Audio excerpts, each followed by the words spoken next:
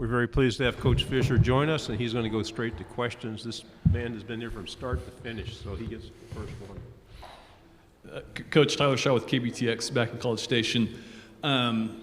After going 9-1, you guys are obviously no longer flying under the radar at all. Mm-hmm. Everyone's going to be giving you your best shot. Is that kind of what you expect? And how do you Well, that's where you want to be. You want to be relevant. You want to be everybody's game that they mark on the calendar. That means you're doing what you're supposed to do, and you become the organization you want to become. And now we have to deal with that, and we have to handle that, and we have to understand the responsibilities that go with that, and the standard at which we have to play and practice and prepare which each and every week.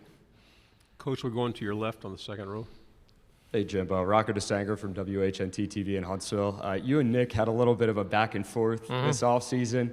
It was comical to a lot of people. You said you were going to beat his rear end, and he said in golf. Yeah. First of all, who's the better golfer between you two? I won't even play anymore. I'd have to practice for a week to be able to play with him. And second of all, how is No, that? I'm joking. He's the golfer, not me. How has that off-the-field relationship grown between you guys over the years? It's great. I mean, I have the utmost respect for them. And our whole statement of that was that they're the standard you have to play at, and that's why we're here. And we have to meet that standard, and we have to play at that standard every week. And then, and then when that game comes, we can still play at the same standard. It doesn't matter who our opponent is. But they've raised the bar, have done a great job, and have the utmost respect for him and their program for sure. Coach, to your right, second row. Hey, Coach. Mike Lucas, KXTV in College Station. With nine starters back on defense and a couple superstars in that group, how dominant can we expect this defense to be? Well, I hope so. And again, one of the reasons you're good on defense is you're good on offense. You don't turn it over. You can score points. You can eat the clock. You can do things there. But also that their standard of how they're going to play will go up, and they just have to play up to their capabilities. We have some tremendous players. Mike's a tremendous coach, got a great staff. And I think, don't put too much pressure on yourself to play well. Just play well. Do what you do. Play up to your capabilities, the standards in which you have, and I think they'll be fine. But they're a very talented group and a very well-coached group. Coach, to your left, third row. Hey, Coach Jacques Doucet, WAFB in Baton Rouge. Covering high school football, the name Texas A&M seems to be coming up more in Louisiana in terms of recruiting. I know you can't talk about specifics. You all got a lot of good players in Louisiana.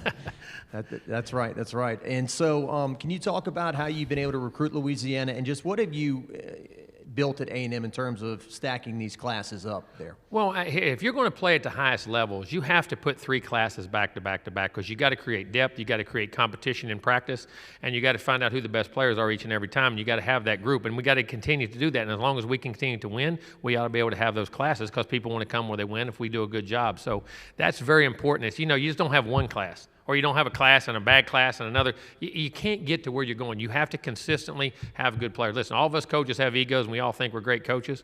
Well, real good coaches when we got real good players. And I'm going to say that. And recruiting is a big part of that. Then it gets into player development. We have to develop our players, put them in the right positions, and let them grow as players. And, hopefully we've built that there. Hopefully we can consistently do that, because if you don't in this league, they'll let you know real quick.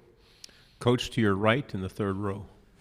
Jimbo, as they say, iron sharpens iron. How is coaching with Nick Saban 20 years ago and now against him in the same conference help make you better? Well, I mean, your standard of how you know that you're not going against a team that's not ill-prepared. You're not going against a team that's not very talented because they recruit well, and they're going to be able to handle big situations. So if you're going to match that, you better be at your best, and it keeps you at your best all year round. Just like he lives it every day of the year, I live it every day of the year. And if you don't, you can't meet that standard. And, he's done a great job of that, and that's the way he was when I coached for him, and that's the way he definitely is now that I'm going against him. There's no doubt.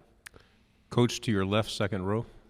Coach Ryan Hennessy, NBC 13 here in Birmingham. Some unfortunate, sad news that came out about Bobby Bowden today, and I couldn't think of a better person to ask this question to. What did he mean to you? What does he mean to you? And what impact has he made on your coaching career?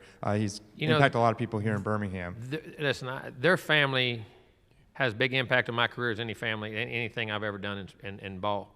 My father and my mother give me the opportunities, but then when I started playing for Terry in 1984, people always accused me of being a Bowden. I used to go stay at their house. I would stay there. I would go to practices and watch. I would sit in meetings and listen to him organize and coach his coaches, players, organize game plan. I sat in the press box. I go to bowl games with him. They'd put me up when I became a coordinator at Sanford and let me go to bowl games with him and watch him organize meetings, sit with a headset on and listen to him call the game, how you want to call plays, how you want to set things up, and just everything you could humanly do to give me an opportunity.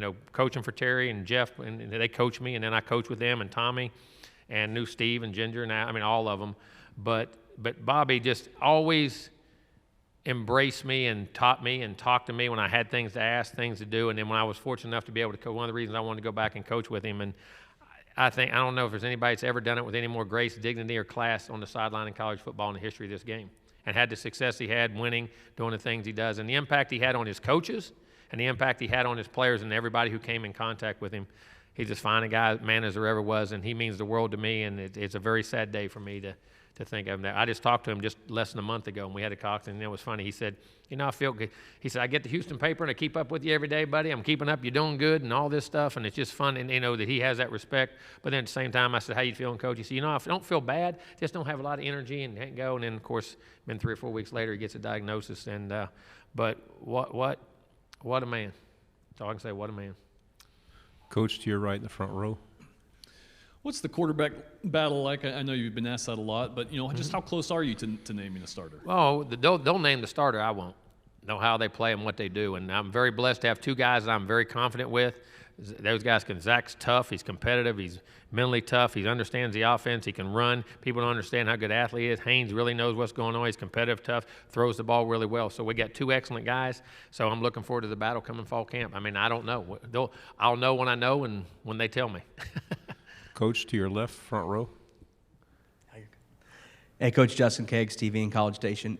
Given that, how nice is it to have Isaiah Spiller, Devon Achane, Jalen Wademeyer? I mean, your weapons are plentiful around those quarterbacks, but do they have to play well too, right? Well, they do. They have to. Their game's got to go up. But like you say, you got all 3 leading receivers back. You got Anais, who's phenomenal, as good a player as anybody.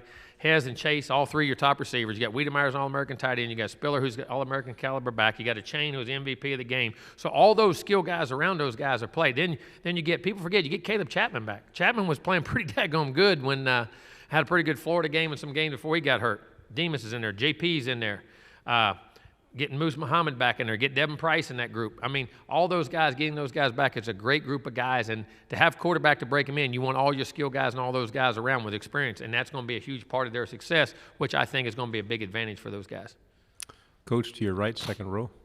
Jimbo, how do you keep everybody happy, though, with touches and whatnot when you have so many weapons to your disposal? Simple. Best players play, and I tell them. We keep them honest where they're at, what they're doing, and we did last year. I mean, we got the ball. One thing we do in the way we run our offense, the ball gets distributed around. They all get touches, and we're very versed on what we do, and whether it's run or pass, and getting the ball to different guys. So we have those guys, and they'll get their touches. To your left, Coach, third row. Coach Matt Trent, WBRZ in Baton Rouge. Yes. I know the news of Texas and Oklahoma maybe coming to the SEC is still fresh and you don't know a whole lot about it, but your AD said that he's really not for it because he wants Texas A&M to be the lone team from Texas in the SEC. How big of an identity deal is this going to be moving forward? Well, I mean, A&M being in the SEC is great for us. It helps us tremendously. And like I say, it's speculation. You don't know what's going to happen. But for a conference to expand and do that, there's a lot that's got to go in. There's a bunch of other teams that they're saying left out. What do you do with those? What do they play? I mean, there's a lot left that we can say. We just talk about Texas and Oklahoma, and, hey, they got a great conference. They're proud of it. To your right, second row. Coach, you got to replace 4 starters from the offensive line last season. When you have that many holes to fill in a unit, what's the process of figuring out who fits best where and how to get them all played experimentation and where you put and what you think guys are. But again, I'm saying this, I think we're very talented there. I'm very blessed, and getting Jameer in, having experience helps. Luke is really an older guy. You don't really think of him as a young guy, but he's an older guy who's very knowledgeable. And then, of course, Layden has played some, has done really well, powerful. Aki does a great job. So I'm very excited about that group, along with the backups in which we have, and then the young freshmen we're bringing in. So I'm really anxious to watch that group grow because, it's a very talented group of guys. 2 final questions. The first one right here in the front row. Coach, you mentioned Caleb Chapman. What's his status? Is he going to be 100% this season, Yes. and what do you expect from him? He's 100%. He's ready to go. He's doing all the running, all the training, everything right now. He's ready to go. Final question, Coach, to your left, front row again. Last one here, Coach. Your DBs, they're all back as well. What do you expect from that group, and especially your safeties with the leadership back in the back? Well, there is a leadership group there with Damani and Leon and AJ and Carper, and all those guys are in that position, whether you're nickel, but in your corners with the Jones boys and Brian George and then all Chappelle and Deuce Harmon, all those young guys in that group. They're all very talented too. So having that group and the versatility to mix and match those guys, and there's a lot of length, size, and athleticism. So very excited about that group. Coach, thank you very much. Good luck. Thank you all very Safe- much.